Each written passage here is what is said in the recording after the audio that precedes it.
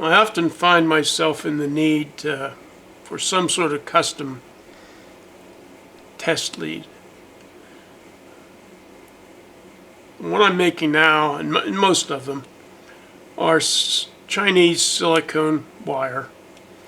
And your best bet is to order silicone wire from China that is stranded and tinned. Now, I've tinned the whole bundle of wires, but there's normally 100 or so strands, individual strands in a 16 gauge wire. And that's what this is, 16 gauge. I normally tin them if I'm going to put them in a screwed connection. And I am going to do that. One end of this test lead will be a double banana plug. Now this is standard. There's 3/4 inches center here. These are not very good ones. Well, they're not bad. Beware of the ones that freely spin. There's a compression screw, clamp screw here and here. Get in there. They don't have to be gold plated, but a lot of audio stuff has to be by, well, people that are on the internet think it has to be. One side of these double banana plugs is flagged, has a little projection on the side. That by convention is normally negative or common or ground. Stick the leads through the strain relief hole. Put the black lead in the flagged terminal and the red lead here. Now we don't want them to stick out too far. These are low voltage, but still you could short your fingers across there. But then again, you shouldn't be plugging these things into hot connections.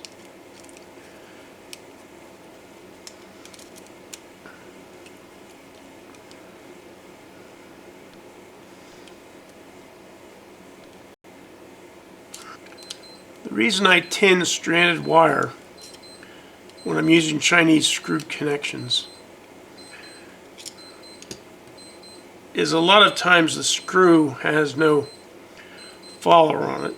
The screw actually turns against the wire, and the end of the screw may cut the wires, little strands. You end up with 5 strands remaining. Pull this wire through the strain connector.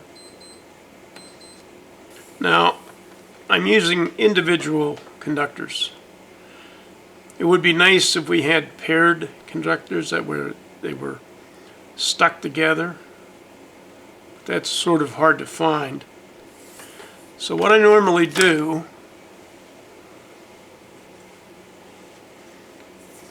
here's a lead that I've already made.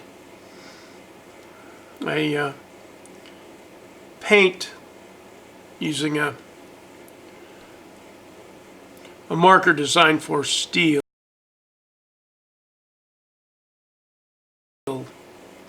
I paint the red or positive side. Of course, the black side is flagged. Then using heat shrink, I pair the conductors. Cases where I have 3 or 4 test leads coming into a device, I pair them with different colored shrink tube.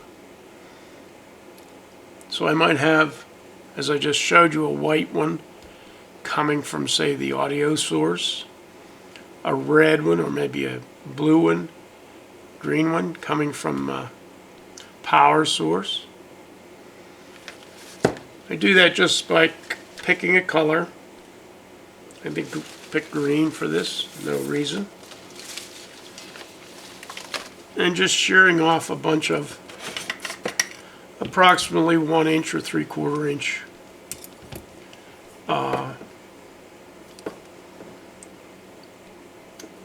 pieces of heat shrink.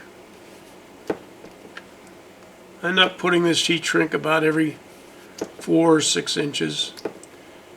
Sometimes the wire has been stored a while, or maybe it's been delivered in a hank rather than a nice wound coil. And so the black and red have kinks in them. I've got a lot of equipment here on the bench that uses banana jacks. I'll plug this into one, of course not powered, and straighten out the black and red wires, and then proceed to feed pieces of color coding, fastening together shrink tube. Because I do use the shrink tube both to fasten them together and to delineate which test lead it actually is that I'm trusting. Now, a lot of test leads are made in pairs. Hopefully your multimeter will have its terminal space 3/4 of an inch. And you could make a multimeter test lead fastened together so that the lead doesn't get all tangled up in your bench. And the other end could be a probe. It could be something that fits under a screw head. It could be an alligator clamp, pair of alligator clamps.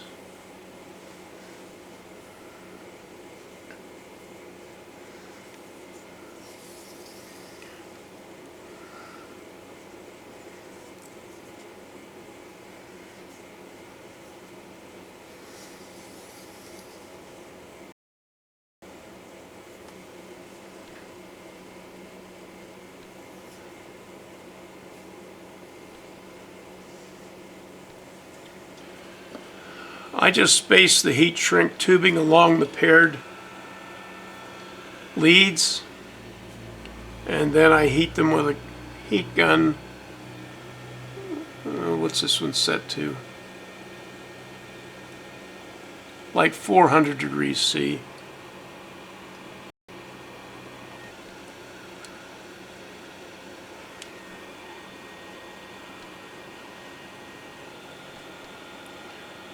You could be anal and space them with a ruler, a scale. I think a micrometer would be really going to extremes.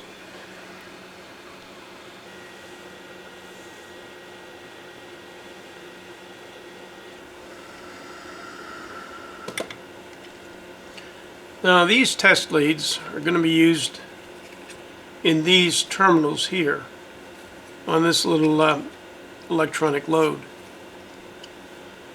So the first thing I want to do is see what diameter these terminals will accept. I have a Chinese assortment here, and sometimes this is why I make individual leads. I have a test lead with this pin on it, for example. Too big. And let's see what these blue ones do.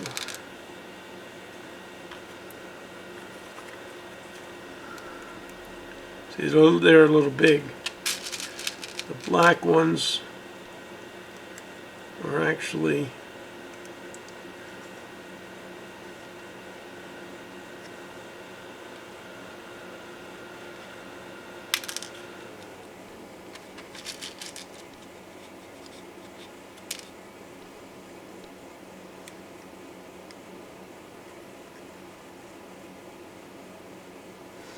I think I'll try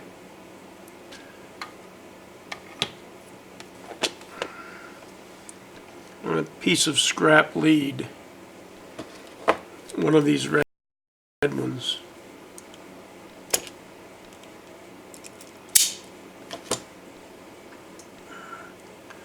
I believe number 16 is going to be too big for any of these.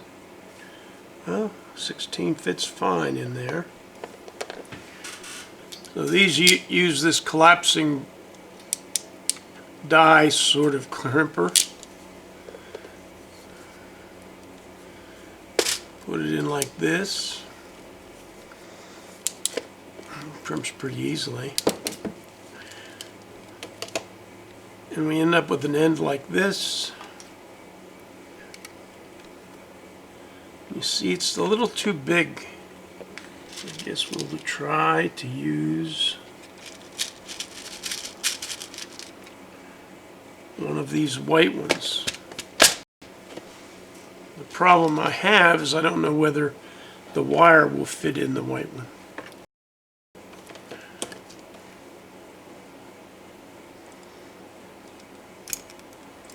Now, when using a crimp terminal, it's not advisable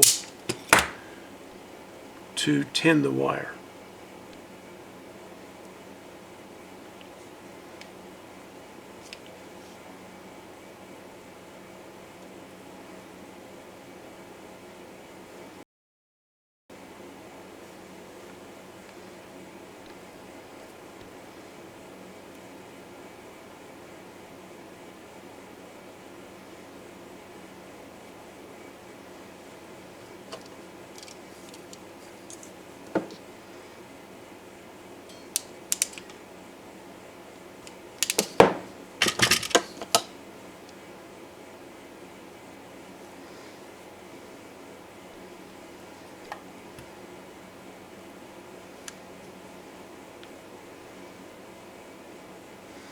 So I'll proceed to put 4 of these white,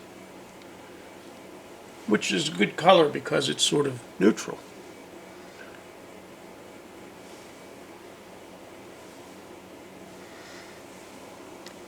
And then the leads will be completed.